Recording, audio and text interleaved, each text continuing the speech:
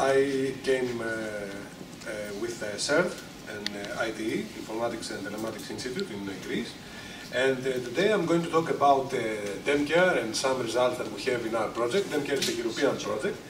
And especially I'm going to talk to you about some user interfaces that we have designed and built in order to support our multi-sensor framework. In our goal to support both clinicians and patients in Alzheimer's disease and mild cognitive assessment. Our project is divided in two sections. The first one is a lab section, a lab pilot. We have there specific protocols in order to test our sensors, and there are typical protocols that assess daily activities for people with dementia. And this is the base in order to proceed in our second phase, which is actually the home pilots that we have installed multi-sensors in real homes in order to support people with dementia. Well, the main idea is that we have, based on our multi-sensor technology, we have a detection of activities of daily living. Then we use semantic interpretation techniques in order to collect and analyze all the data from all the sensors. And we use fusion analysis, and we provide personalized feedback both directly to the patients and to the clinicians in order to provide more advanced and personalized support to the patients. The lab protocol, we have two phases. We had two phases in our lab protocol. The first one included 59 participants. We had groups with Alzheimer's disease, MCI groups, and all the participants were recruited in a day care center in Greece. All of them have diagnosed with dementia, and of course the diagnosis was conducted by specialized neurologists in the day care center. Of course, there was all the ethical issues, assessment, and all that stuff.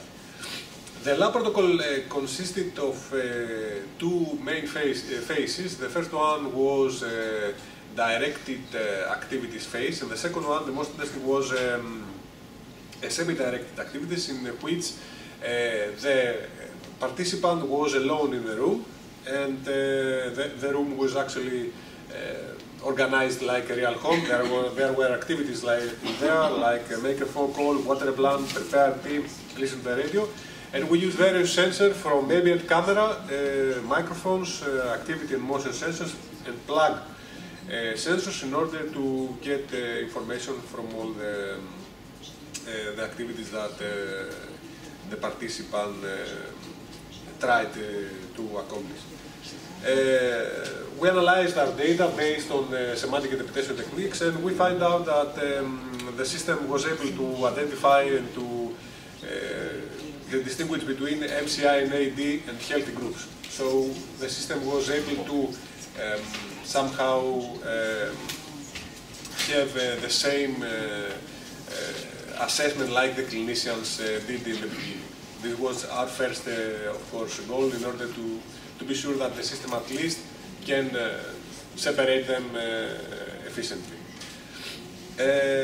We found some other interesting results. For example, the level of assistance depends on the severity. We have to support and select activities more carefully in order to provide intelligent assistance. And now, just a few slides about our interfaces. The system was actually used by a clinician who was not a computer science expert, so it should be very simple.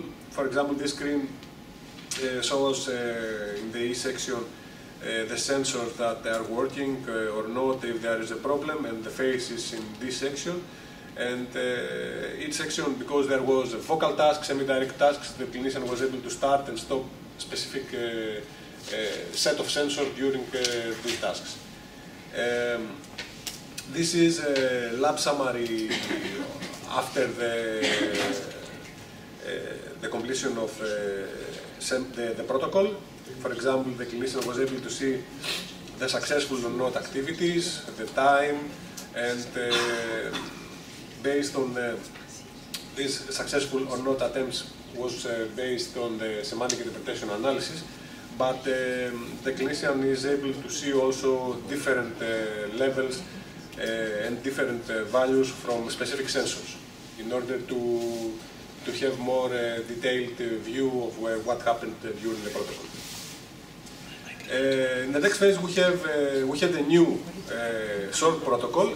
We also used some apps, web apps, in order to simulate more daily activities.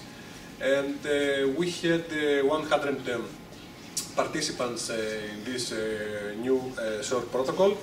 And we actually analyze the data right now, but we think that the apps in combination with the sensors are providing even more challenging and new directions to our research.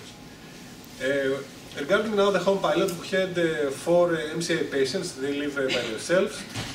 They are because 2 of them are still engaged, are small apartments, and all the installation and the sensors that we use and the activities that we monitored are selected after interviews by the clinician. This is the set of the sensors that we use. Of course, the kitchen is a very important area for these patients, so we try to have more than one sensors in there because these participants are spending most of the time in the kitchen. And we use the motion sensors, we use sleep sensors in order to have information about the sleep quality, plug sensors, and of course ambient cameras. This is the image of the ambient camera that we had in the kitchen. These are various sensors that you can see that we have installed in specific places. Of course, there was some depression issues with this participant, and the clinician has identified some of these problems during her clinical assessment. And the clinician was able to monitor through the system the sensor recordings and the analysis result from days and periods based on based on SI techniques. And the patient was able to read messages directly from the clinician through the system. We had provided the patient with a simple iPad, and she could actually read messages from the clinician and directly from the system, reminders and something like this. There was, of course, a clinical assessment, and we had a specific target and focus in specific daily activities. And based on the clinical assessment and then sensor-based support of the system, we were able to identify specific problems and issues that the patient have and make the same and have the same and validate the clinical assessment or support better the clinical assessment. For example, during a clinical assessment, during the interview, the participant may say something that is not correct. For example, I didn't sleep well, or I went to the bathroom 3 or 4 times, but only with the sensors and the analysis we are sure that this is actually happened.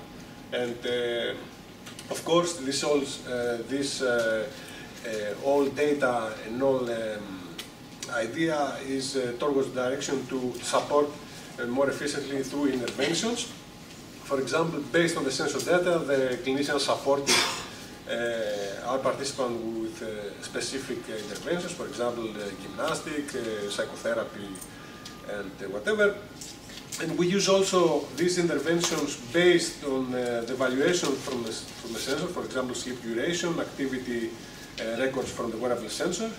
And all this was were able to analyzed by the clinician through our interfaces. For example, here you can see the daily activities and the increase of movement intensity compared to the total time asleep. Of course, it is logic, but somehow the clinician was able to identify that if the participant was walking, moving during the day, she had less interruptions during the sleep and more sleep quality. You can see here other relevant details about the number of interruptions of the sleep.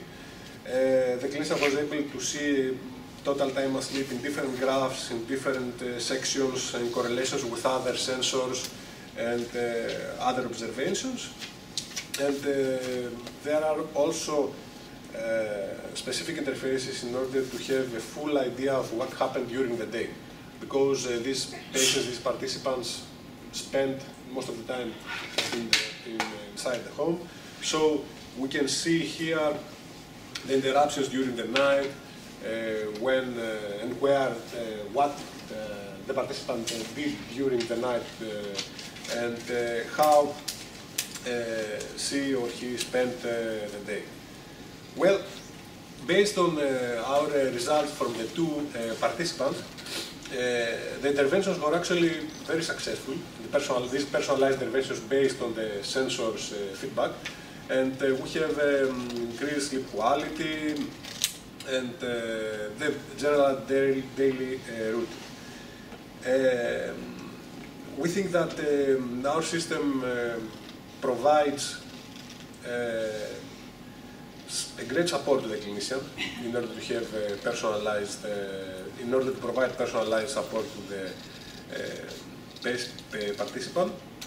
And we have results from everyday activities and analyze results from different sensors, something that is very difficult because it's very difficult to analyze all this data from one day. We have 10 sensors and the data is, we have to analyze them to make abstractions in order to provide more efficient and meaningful data to the clinician.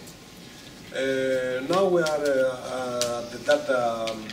at the final data collection from the two last homes. We adjust some sensors and we are finalizing our remote interventions. And well, this was the DemCare project. Is now at the end of the project, so you can go, you can visit our website in order to see all our publications from all our partners. There have been done work in various fields, for example, visual analysis, semantic interpretation analysis, wearable sensors. There is a prototype wearable sensor from Philips, vocal analysis from IBM.